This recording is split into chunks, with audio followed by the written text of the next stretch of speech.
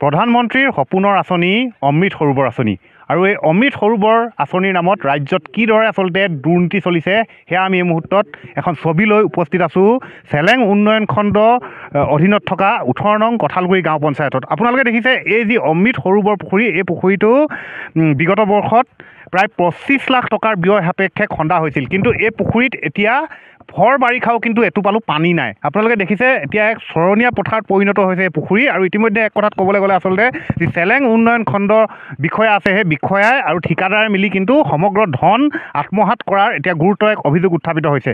ইয়াত মূল উদ্দেশ্যই হৈছিলে, অমৃত সৰোবৰ আঁচনিৰ মূল উদ্দেশ্য হৈছিল যে ইয়াত পানী সংৰক্ষণ কৰি বিজ্ঞানসন্মতভাৱে মৎস্য পালন কৰা আৰু লগতে বিভিন্ন যি বহুমূলীয়া গছ গছনি আছে সেই গছ গছনি ইয়াত ৰুই পেলাই আচলতে তেওঁ পানী যোগান ধৰা। কিন্তু এই মুহূৰ্তত সম্পূৰ্ণ এখন বিপৰীত ছবি দেখিবলৈ পোৱা গৈছে। ইয়াত সম্পূৰ্ণ মৰুভূমি সদৃশ এক পৰিৱেশ হৈ আছে এতিয়া ভৰ বাৰিষা সময়ত। যিহেতু এক কথাত ক'বলৈ গ'লে আচলতে যি স্থানতে অমৃত সৰোবৰ পুখুৰী খনা হৈছে ইয়াৰ কিছু দূৰতে আছে আচলতে ভোগদৈ নদী, আৰু এই ভোগদৈ নদী পাৰত কিন্তু যি পানীৰ স্তৰ আছে সেই পানীৰ স্তৰৰ ওপৰত এইদৰে অমৃত সৰোবৰ আঁচনিৰ এই পুখুৰী তেওঁলোকে খান্দিছিল, যাৰ পৰিপ্ৰেক্ষিতত ইয়াত পানী নাথাকে।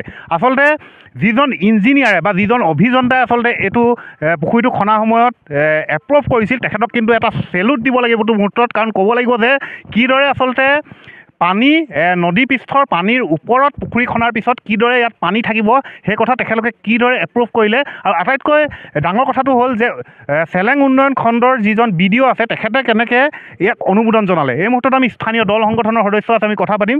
আপোনাৰ কাষলৈ আহিছোঁ, কি ক'ব?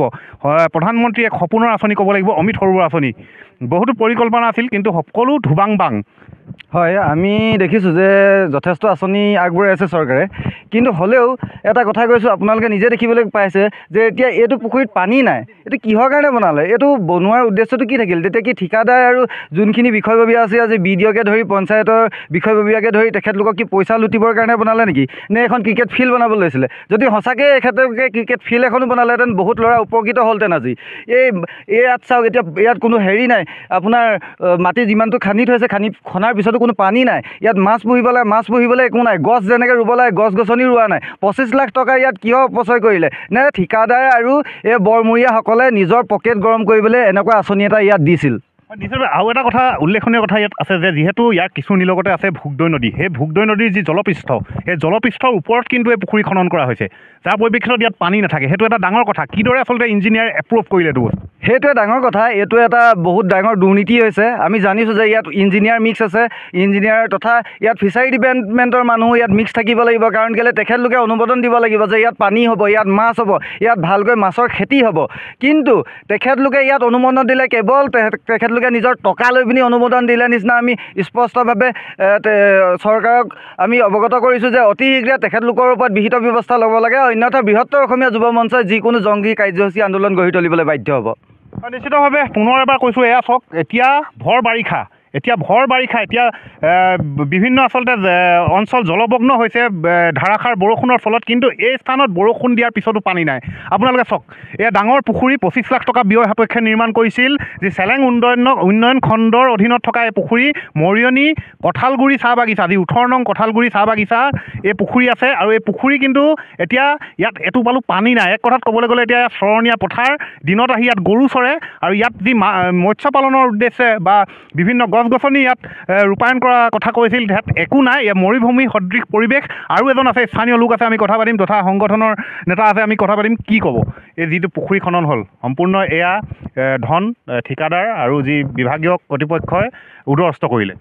এইটো আপোনালোকে প্ৰথম কথা আপোনালোকে এইটো প্ৰত্যক্ষ কৰিলে দেখা পাব যে ইয়াত সম্পূৰ্ণৰূপে মানে 18 নং কঁঠালগুৰি আৰু চেলেংহাট ব্লকৰ অন্তৰ্গত যিটো কঁঠালগুৰি গাঁও পঞ্চায়তৰ লগত মিলি পেলাই যিটো এইটো কাম মানে অমৃত সৰোবৰ আঁচনিৰ যিটো পুখুৰী মানে খান্দিছে, এই আপোনালোকে নিশ্চয় নিজে প্ৰত্যক্ষ কৰি কথাটো গম পাইছে যে ইয়াত এটা ব্যাপক কেলেংকাৰী সৃষ্টি হৈছে। ইয়াত BDO অভিযন্তা, পঞ্চায়তৰ বিভিন্ন বিষয়া আদি ইয়াত জড়িত হৈ আছে। আৰু একচুৱেলি এই যিটো অমৃত সৰোবৰ আঁচনিৰ যি মূল উদ্দেশ্যটো আছিলে কি, পানী সংৰক্ষণ কৰিব লাগে।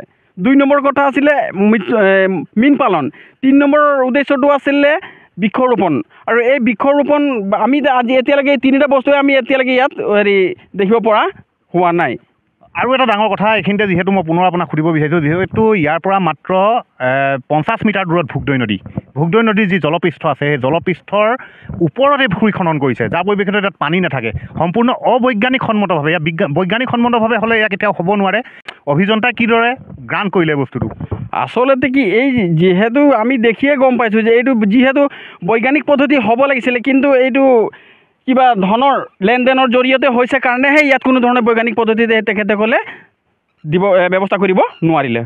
নিশ্চিতভাৱে ক'ব লাগিব এক কথাত, আচলতে প্ৰত্যেকখন জিলাতে ৭৫টাকৈ এইদৰে অমৃত সৰোবৰ পুখুৰী খান্দিবলৈ আচলতে প্ৰধানমন্ত্ৰী যি সপোনৰ আঁচনি আছিল তাত কিন্তু অনুমোদন পাইছিল। কিন্তু এয়া মৰিয়নি সমষ্টিৰ যি কঁঠালগুৰি গাঁও পঞ্চায়তৰ এয়া এক উদাহৰণহে। সমগ্ৰ কিন্তু য'ত য'ত অমৃত সৰোবৰ আঁচনি এইদৰে পুখুৰী খনা হৈছে তাতে এইদৰে দুৰ্নীতি হৈছে। বিভিন্ন স্থানত এইদৰে এতিয়া যিবিলাক পুখুৰী আছে পুখুৰীত পানী নাই। এক কথাত ক'বলৈ গ'লে আচলতে যিজন ব্লক ডেভেলপমেণ্ট অফিচাৰ আছে BDO আৰু যি ঠিকাদাৰ লগতে যি কণ্ট্ৰেক্টৰ আৰু যিজন আচলতে ইঞ্জিনিয়াৰ আছে তেওঁলোকে মিলি কিন্তু সমগ্ৰ যি ধন আছে সেয়া তেওঁলোকে উদৰস্থ কৰিছে। আৰু ইয়াতকৈ ডাঙৰ কথা হৈ গ'ল যে ইয়াত কিয় পঞ্চায়ত প্ৰতিনিধিয়ে এইসমূহ দেখা নাই বা যিজন ইয়াৰ বিধায়ক আছে বিধায়কে কিয় দেখা নাই, সেয়া এই মুহূৰ্তত 1 লাখ টকীয়া প্ৰশ্ন।